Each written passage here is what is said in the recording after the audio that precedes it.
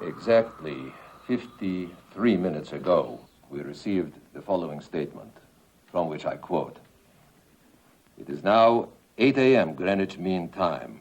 Unless, within the next 96 hours, Israel withdraws its settlements from the west bank of the Jordan River, we will detonate a nuclear device in the center of the Gavar oil fields." What would that mean? A nuclear device detonated at the center of the Gavar oil fields in Saudi Arabia would render 50% of the world's known supply of petroleum unusable for 300 years. Do you think this threat is real, Susan?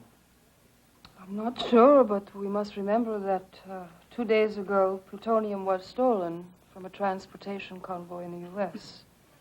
And even conventional explosives jacketed in plutonium would make an extremely dangerous weapon. What would the practical effects of such a blast be?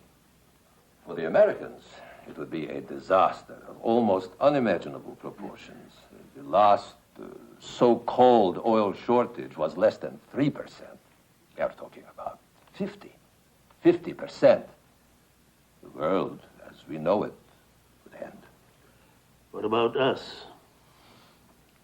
We've been farmers before.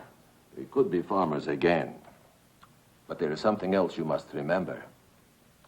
A debacle of this magnitude would aid the Russians enormously. As the West collapsed, communism would spread. I needn't remind you how the communists feel about Israel, or about any religious country for that matter. What about the demands? I don't know what the Americans are going to do, but I do know that we are not going to get off the West Bank.